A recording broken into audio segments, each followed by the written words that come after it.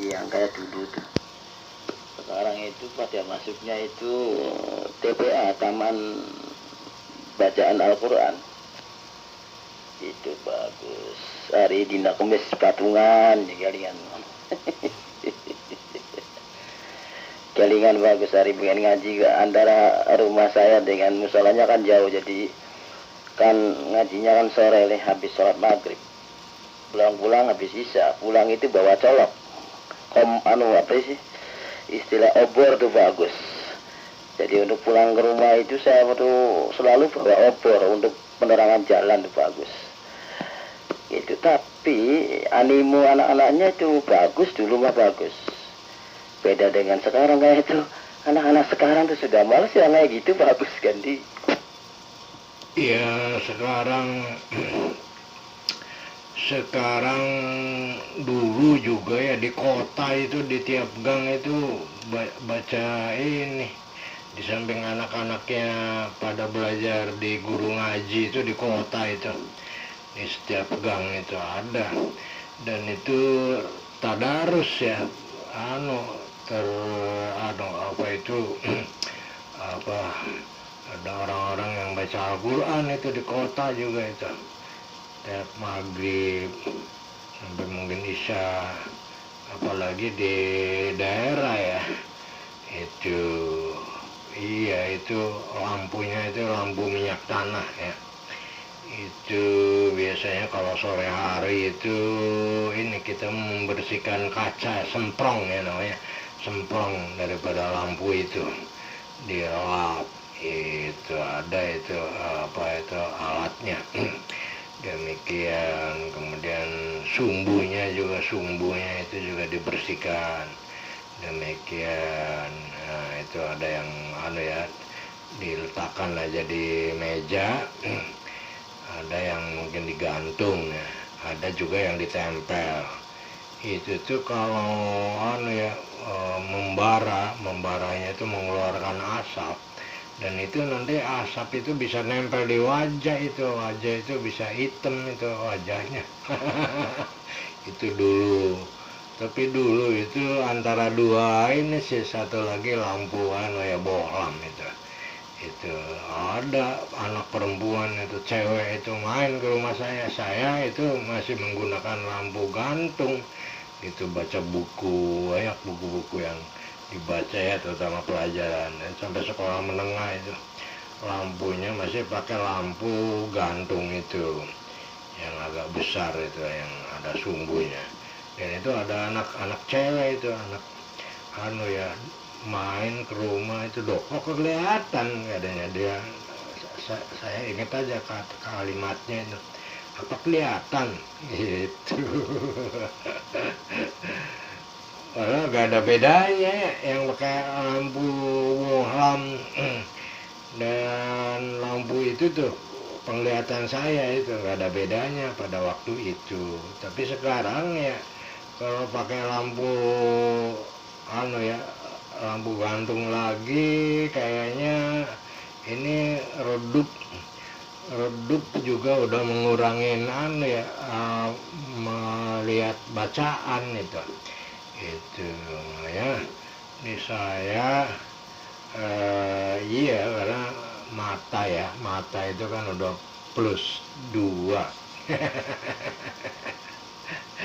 Jadi harus terang benderang gitu. Dulu itu lampu itu sebetulnya nggak ada bedanya dengan ini yang pakai sumbu itu. Lampunya kan itu kan warnanya merah ya, pakai bohlam sih, wolfram itu. Jadi di halaman juga. Dan itu saya ada sih, saya dari desa ya sampai ke kota itu ada rumah ya, sampai sekarang juga. Itu saya kalau yang di kota itu dari misalnya dari jalan Gunung Sari itu kan melalui gang-gang itu kan di Cangkring yang di kota itu kan ada kampung kebun kelapa itu, banyak pohon kelapa itu kalau yang namanya kebun kelapa itu, banyak kebun kelapa dan ada kelapa-kelapa yang jatuh yang kering kelapa yang jatuh kering. Itu saya lewat itu ada kelapa kering itu yang ya dia ngikutin aja kelapa kering itu gitu. Kadang suasana juga selain daripada redupnya lampu yang wolfram itu ya, itu kan ada sinar bulan, itu sinar bulan purnama juga ada itu, dan itu kena sinar itu kelapa kering yang saya tendang itu empuk sih, itu barang kelihatan ke cahaya itu kelapanya itu ada mulutnya ada matanya Mas Boy. Tapi setelah tahun 70-an ya, tahun 80-an kayaknya nggak ada itu. Karena sekitar itu lampunya itu udah pakai lampu mersuri, lampu neon gitu. Apalagi sekarang itu udah beda lagi tuh, lampunya pakai LED ya. LED itu berapa? 10 watt aja itu udah terang benderang itu Mas Boy ganti. Waduh, iya cerita lama berarti saya teringat lagi. Bagus, betul bagus. Cari wong gini sih memedi kemang-mang gitu. Ya termasuk diri saya juga itu bagus. Dulu kan saya waktu kecil kan ngaji itu berangkat itu habis sholat asar mandi sekitar, kalau zaman sekarang jam 5 ya. Saya sudah berangkat itu bagus ngaji itu. Karena jarak rumah saya dengan musola atau tajuk gak ada orang sini, itu agak jauh bagus. Jadi persiapannya itu pakai opor. Jadi opor diisi minyak terus dikasih sumbu. Nah itu bagus, betul bagus. Yang namanya memudi kemang-mang zamannya dulu saya kecil itu selalu itu. Wah merinding nih bagus. Pernah ya istilahnya diceritain gitu-gituan itu. Dulu itu. Cuman alhamdulillah sih saya sendiri belum pernah menemui, tapi teman-teman saya katanya banyak yang nemuin itu. Tapi alhamdulillah saya belum pernah menemui itu memedi kemang-mang itu, karena memang dulu yang namanya penerangan itu waduh masya Allah gelap gulita lah. Zaman sekarang mah enak banget ya bagus. Dulu mah waktu saya kecil itu yang namanya kebun-kebun itu masih banyak itu yang luas-luas. Itu saya juga dulu kalau kecil itu kalau musim hujan terus mangga-mangga pada jatuh, saya suka nyariin itu mangga-mangga yang jatuh itu bagus. Gitu, itu namanya memedi kemang-mang, jari wong gini mah bagus ganti. Iya, bukan kemang-mang itu api ya. Kemang-mang itu api, cuma saya belum menemuin itu aja itu kelapa ya, buah kelapa yang ada mulut ada matanya itu meringis mulutnya itu Mas Boy.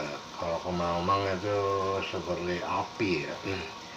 Ada lagi nyirumbing ibu-ibu tua itu bawa lampu itu nyirumbing. Itu Mas Boy. Jadi kemudian tahun 80-an tuh nggak ada itu. Mungkin akhir 70-an ya, sebab di sekitar itu terang benderang. Kemudian mereka itu sebetulnya takut sebetulnya kepada kita itu aslinya seguyon ya, guruan guruan, tapi kadang-kadang serius itu bisa mematikan itu membedi itu. Itu bisa mematikan kita. Demikian sekarang itu tidak ada ya.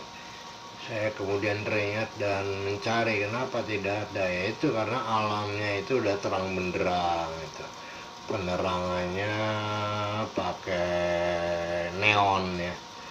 Neon itu lampu yang 2 elektroda itu.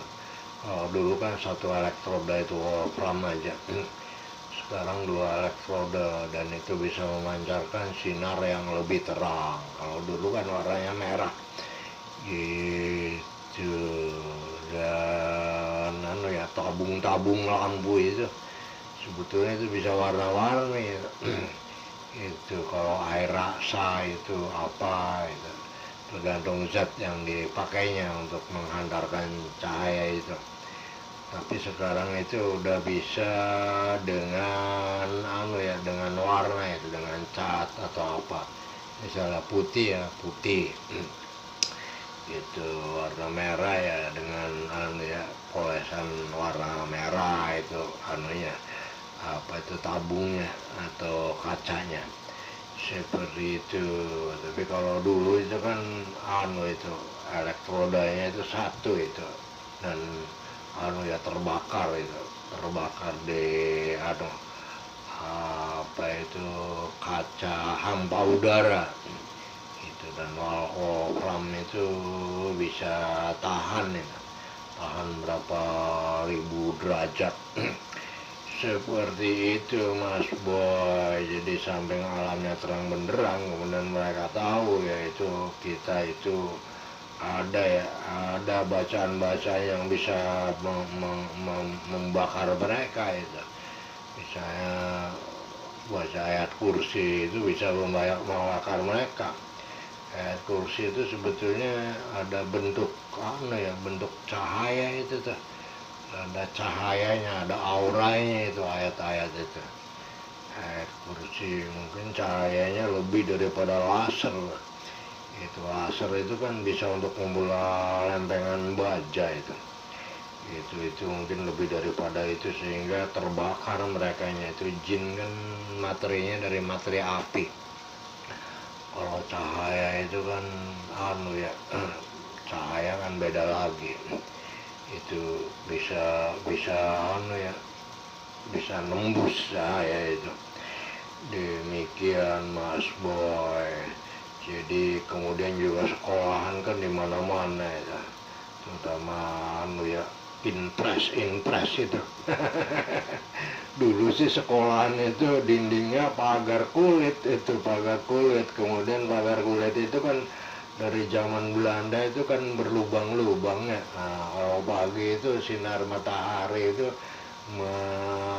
menyorot sehingga menembus lubang-lubang itu, dan di lubang-lubang itu ada sinar yang nyorot itu di kelas itu Mas Boy Gandhi. Iya betul, bagus. Saya juga ingat sekali ini dulu yang namanya sekolah itu nggak kayak sekarang ya, bagus. Sekarang mas luar biasa, itu zaman sudah maju. Zamannya saya dulu sekolah itu masih dikasih buku tuh sama pemerintah, itu dikasih susu dulu. Yang namanya tidak berangkat sehari aja tuh sudah digeruduk gitu. Dulu saya masih ingat betul. Terus yang namanya dulu juga bagus, terkadang memang ya suasana dulu kelihatan sekali mistiknya, itu bagus, mistik dulu. Dulu saya waktu kecil kan tidak pernah tidur di rumah ya, tidurnya di musola, itu bagus. Saya sering sekali menemui teman saya yang istilahnya tidur di musola, tajuk, itu tiba-tiba berpindah, itu bagus. Berpindah tempat, itu nggak tahu di siapa yang yang memindahkan itu. Tapi katanya sih itu jin yang mau sholat malam itu. Kebetulan teman saya kan kalau tidur kan suka di pengimaman gitu. Itu tahu-tahunya dia dipindah ke bak ini, bak WC itu, bagus. Jadi teman saya yang suka tidur di pengimaman itu tiba-tiba pindah ke situ loh, bagus. Makanya nggak ada yang berani setelah ada teman saya yang tahu-tahunya dipindah ke bak itu tidurnya. Itu kelihatan sekali kesan mistik dulu. Yang namanya musola itu bagus dulu mah. Waduh, betul-betul serem ya. Tidak pakai tekel dulu mah. Itu musola dulu saya itu ngaji itu masih pakai tanah liat gitu, bagus. Pakai kalasa terus tanah liat aja gitu, bagus, ganti. Iya ya, nggak pakai semen ya, nggak pakai floor ya, pakai tanah ya bisa sih. Gitu, itu semen semen itu dari zaman Pangeran Cakrabuana juga sudah ada itu semen. Demikian, tapi zaman sebelumnya tidak pakai. Zaman sebelumnya itu misalnya zaman Borobudur itu masih pakai batu aja ditumpuk.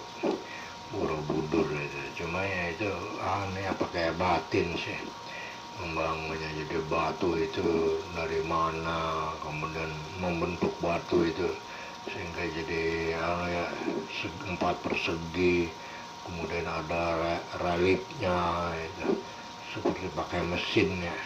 Itu tuh belum ada mesin. Terus ngangkutnya juga bagaimana, nggak ada kan alat angkut dan tidak pakai alat angkut itu. Itu mereka membuatnya dengan cara batin seperti itu. Tapi di Mekah itu batunya sama dengan Borobudur itu di Ka'bah itu.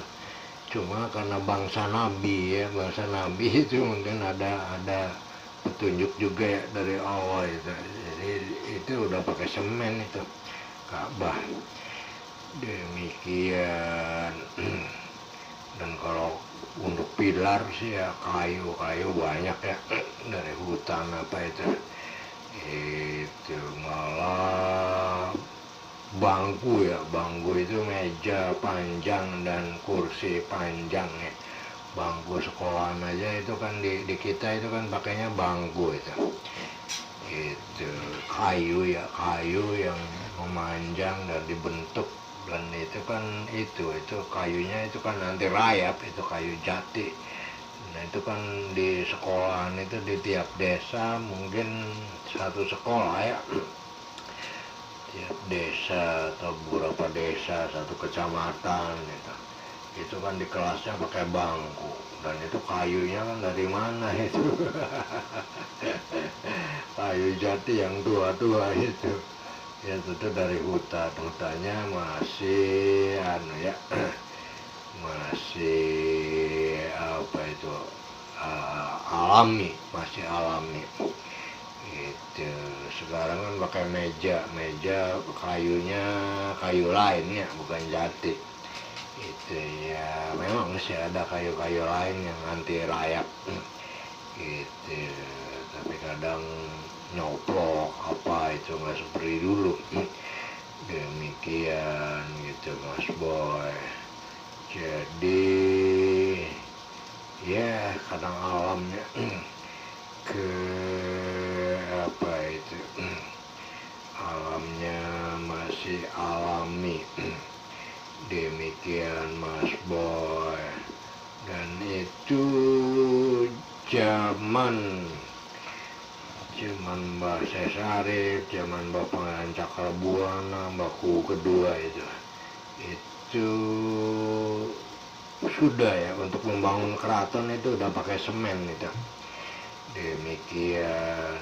Dan semen apa itu bukan semen yang di pabrikan yang sekarang itu Mas Boy, semuanya saya dikasih tahu itu khusus itu.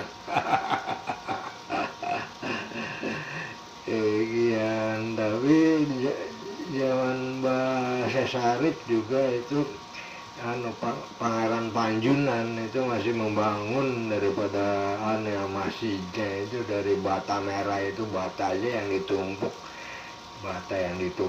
dan berdirilah bangunan itu Masjid Bata Merah. Itu bata yang ditumpuk. Demikian. Jadi itu harus cepat, itu harus mungkin kalau semalam sehari itu harus cepat itu caranya batin.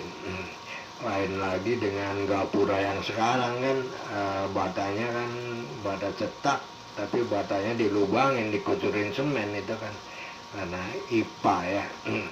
Itu dulu batanya ditumpuk sampai bikin seni, bikin apa itu, ada reliefnya juga, ada tempelan daripada piring-piring itu, bata tumpuknya itu Mas Boy. Jadi itulah hasil daripada qalb atau batin dan hasil daripada IPA ya. Itu Mas Boy ganti. Nah ini tertarik nih, bagus, tertarik sekali. Saya waktu 3 bulan yang lalu ya kalau nggak salah, 2 bulan atau 3 bulan, saya pernah sholat di Masjid Merah gitu, bagus. Sholat di Masjid Merah itu saya langsung nanya ke apa istilahnya, ke penjaga Masjid Merah itu, Pak, saya tanya, ini tehel ini kan udah pakai tehel itu tuh, bagus. Tehel ini anuan sekarang atau dari dulu aja Pak, dari dulu ya. Dari situ kan ada juga dipasang ini, bagus, dipasang apa istilahnya, piring yang bergambar orang-orang Cina itu, yang dipasang terus di tembok tuh. Ini juga Pak sama ya, katanya sejak dulu ini belum ada perubahan. Nah bagus, yang saya lihat Masjid Merah itu yang untuk sholat biasanya hari-hari biasanya tuh yang di itunya aja ya. Di situ kan ada tempat lain tuh, bagus, di depannya itu. Katanya itu jarang dipergunakan, bagus.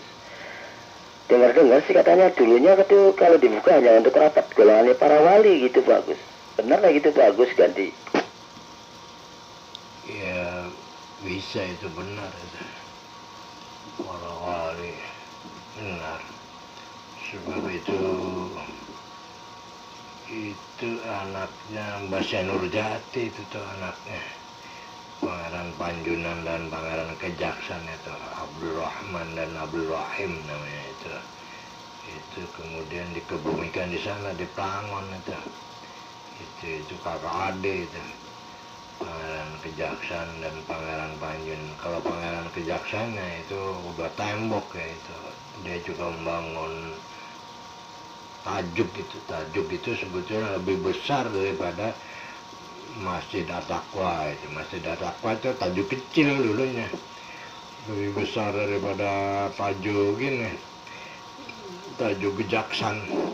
Cuman tajuk Kejaksan tidak digunakan untuk sholat Jum'ah, yaitu peraturan keraton. Sholat Jum'ahnya itu di Masjid Jagawayan itu, di Karanggetas itu. Gitu Mas Boy. Iya mungkin karena itu anaknya Mbah Senur Jati. Demikian, itu dari Baghdad itu. Dari Baghdad ya. Iya. Mbah Senur Jati itu ada kaitannya Baghdad dan Hijaz itu, Mbah Senur Jati. Itu Mas Boy. Itu sebetulnya cucu daripada Mbah Syekh Muji itu yang di Kampung Rancang Tengah Tani.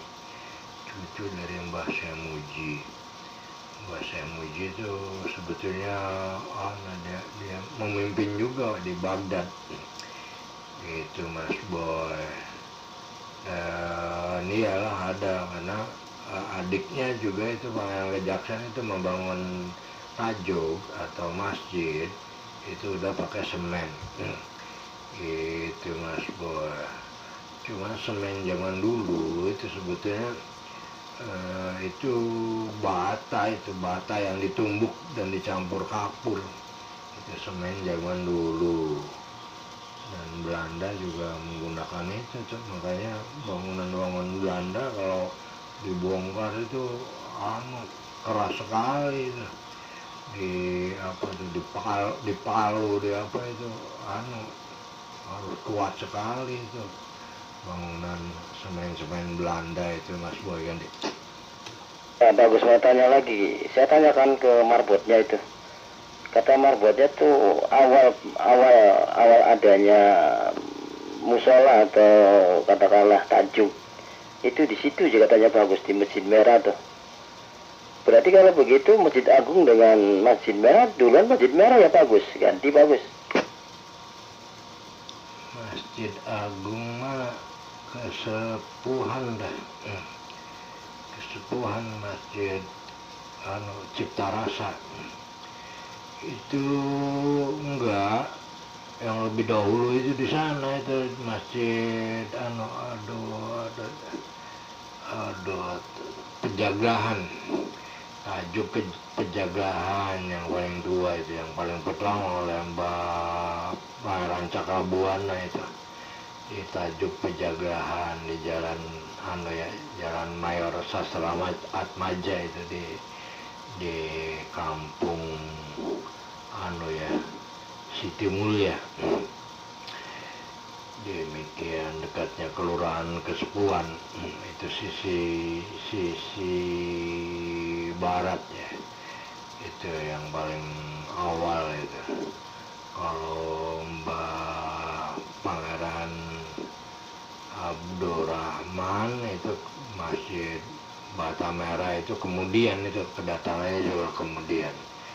Jadi itu sebetulnya mungkin barangkali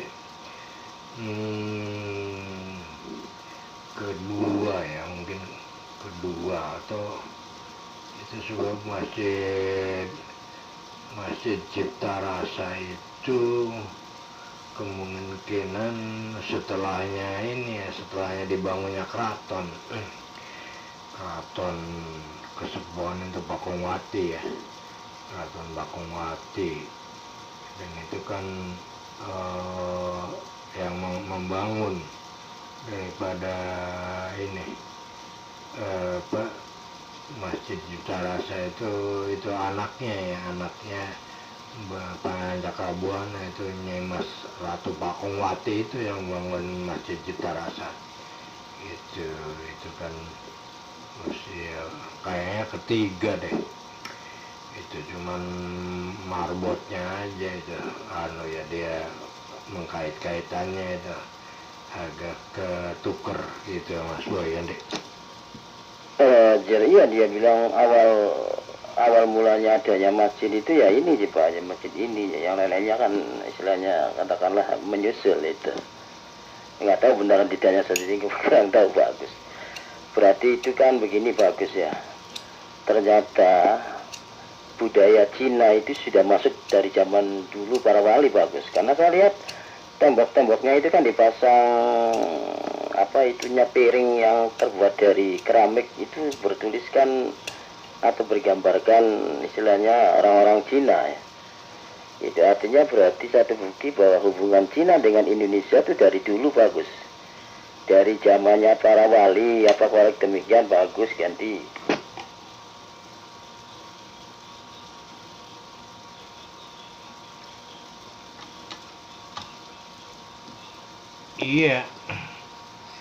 Iya Mas Boy, itu Syekh Kuro juga itu orang Chinese, itu Syekh Kuro itu Syekh Hasanuddin namanya, Syekh Kuro di Kerawang itu.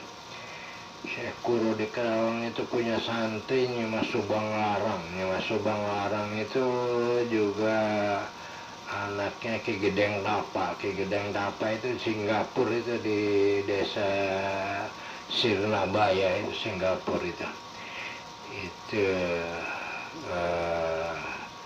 Ki Gedeng Tapa itu Mangkubumi Singapura ya. Singapura mungkin wilayah luas ya, mungkin sampai ke sana itu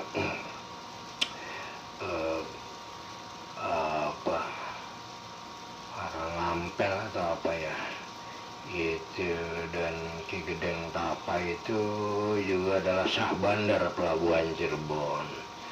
Ki Gedeng Tapa itu ayahnya Nyimas Subang Larang yang pesantren di Syekh Kuro. Syekh Kuronya sendiri itu adalah keturunan Chinese, mungkin dari Kamboja itu namanya Syekh Hasanuddin, dan itu dari Chinese. Dan anaknya itu Syekh Bentong atau Babah Tiong, itu anaknya Syekh Kuro. Anaknya Syekh Kuro itu Syekh Bentongnya sendiri punya anak Siu Biancu. Anak Siu Biancu yang perempuan itu diperistri oleh Brawijaya V, Raja Majapahit terakhir itu Siu Biancu. Siu Biancu itu punya kakak perempuan lagi, itu anaknya Babationg itu, saya Bentong itu. Dan itu kakaknya Siu Biancu itu ibunya daripada Sunan Ampel Denta. Sunan Ampel Denta, jadi Sunan Ampel Denta juga Chinese itu ya, mereka udah pribumi itu, pribumi Jawa itu Mas Boy. Jadi hubungan itu memang dari dahulu itu. Dan itu ada itu anak Agus ya, ya anaknya teman si Ari itu, Ari yang tinggal di Jalan Bebas itu, di hotel apa itu sebelahnya hotel apa di Bebas itu kan pernah bertugas di Cina itu, di Cina nah ternyata di Cina sana itu banyak gambar-gambar atau relief atau gambar ini lambang Cirebon itu apa namanya Cirebon itu lambangnya apa ya, Megamendung. Di Cina sana ada relief Megamendung dan banyak sekali itu Mas Boy. Jadi memang itu udah ada kaitannya dari zaman dahulu ya. Dan Raden Pata juga, Raden Pata kan anaknya Bawijaya V itu juga ya ada keturunan China gitu Mas Boy ganti. Iya, berarti kan artinya bahwa hubungan antara Nusantara dengan Cina itu kan sudah lama, sejak dulu ya. Itu ya mestinya kalau demikian istilahnya ya berarti ada juga istilahnya hubungan yang tidak bisa dipisahkan gitu bagus. Itu kan orang selama ini kan selalu mengkelompok-kelompokkan wong Cina, wong Jawa kan. Padahal kalau kita runtut dari sejarah zaman dulu ya tetap ada korelasi itu antara Cina dengan Nusantara atau Indonesia gitu Pak Agus. Ya mudah-mudahan istilahnya dengan adanya Negara Kesatuan Republik Indonesia tidak ada orang Cina, tidak ada orang Jawa, tidak ada orang ada Bugis, semuanya adalah Indonesia satu Pak Agus. Nampaknya bagus, sudah ngantuk belum bagus dari jam berapa nih? Kalau memang sudah ngantuk, gampang disambung lagi bagus ya. Saya juga ini beristirahat bagus. Namanya yang lain belum ada yang berusaha masuk. Jadi saya mohon diri bagus ya. Kalaupun nanti ada yang meneruskan, monggo bagus dilanjut. Gitu Pak Agus, sayanya mundur diri Pak Agus. Assalamualaikum warahmatullahi wabarakatuh. Ya, waalaikumsalam warahmatullahi wabarakatuh. Sampai ketemu lagi.